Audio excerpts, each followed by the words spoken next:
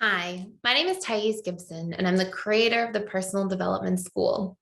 This is your daily breakthrough video, and in this video, I'm going to talk to you a little bit about the fearful avoidance greatest fears and how these things can actually have a lot to do with some of what their greatest potential really holds on the other side.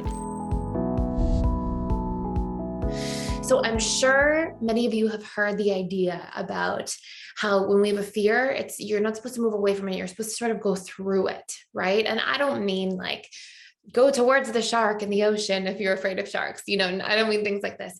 I mean, in terms of like the things that we fear in life, they usually hold really important pieces of information, or what I like to call golden nuggets for us.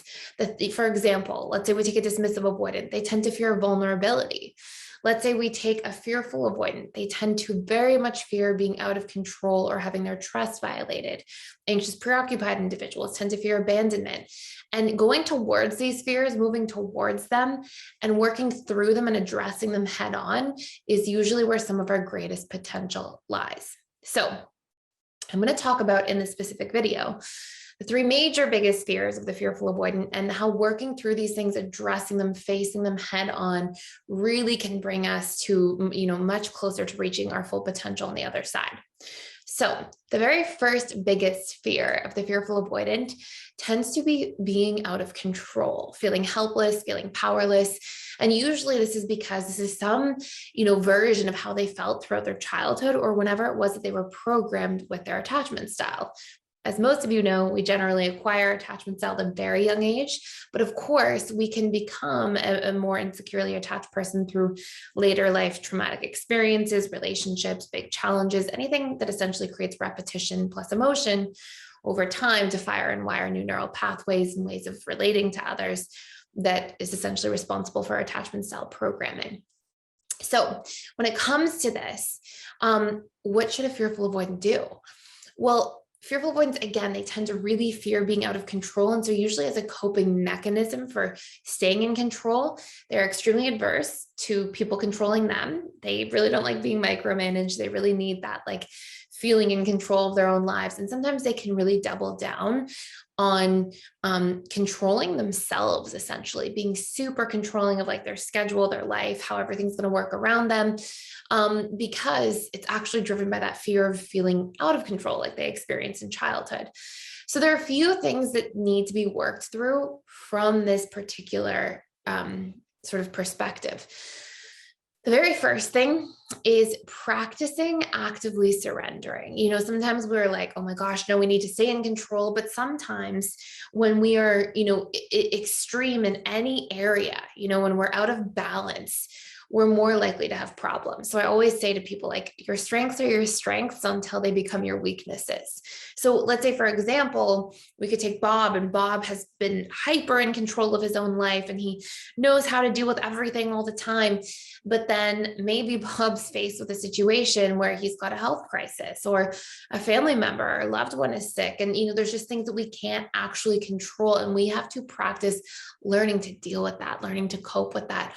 And so that often means surrendering, like actually being able to be more present, not have all the information we need at once, be okay with that, practice familiarizing ourselves with that, and really being able to distinguish the difference between what's in our control and what's not. But that also means really doubling down on what is in our control that's healthy to control and being able to differentiate. Let me give you an example. Let's say that Bob, let's say his wife is ill and he just like is in panic mode. Well, yeah, that's a really tough situation, right? To see somebody we love sick or go through health challenges.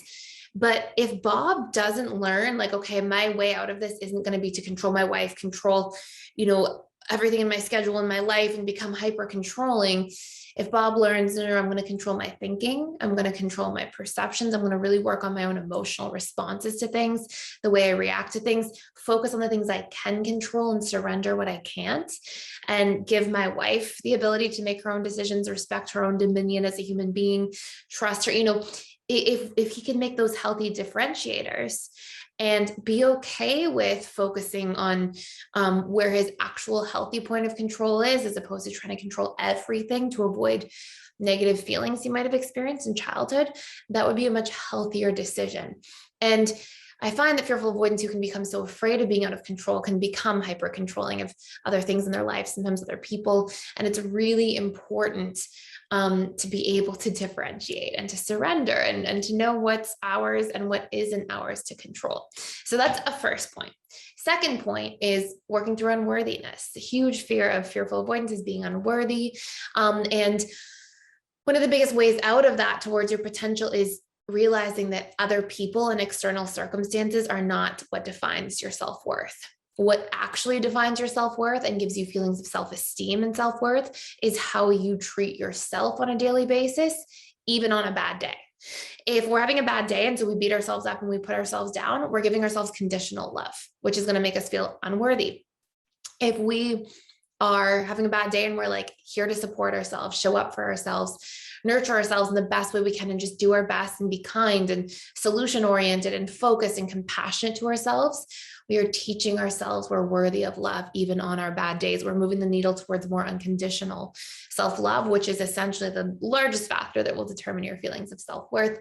And then the third major thing for fearful avoidance to work through, and I'm going to keep this short now because I've already said a lot, is trust, overcoming their fears of not being able to trust others. And some of the beautiful things that fearful avoidance can learn how to do are trust themselves to set their own boundaries, to speak up, to state their feelings and needs, to be vulnerable.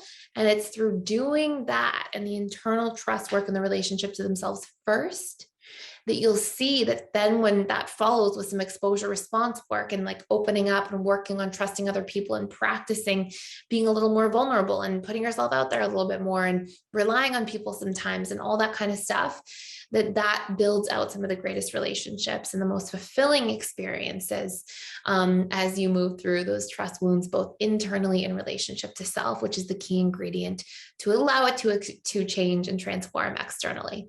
So hopefully this makes a lot of sense. If you want to do some work on like reprogramming this stuff, not only right now do we have our 7-day free trial, you can check out this the Fearful Avoidant Reprogramming courses that have a lot of subconscious reprogramming work. They're like packed with exercises. You can print off the workbook, check that all out. You have it fully accessible for the first 7 days. And then on top of that, we have, specific reprogramming courses and courses for overcoming trust and fear of betrayal and reprogramming your internal trust baseline. So they're all in the description box below in the link. You can check out all those courses for free for 7 days. And I hope you enjoy. Thank you so much for being here. Thank you for watching. Please like, share, and subscribe, and I will see you in the next video.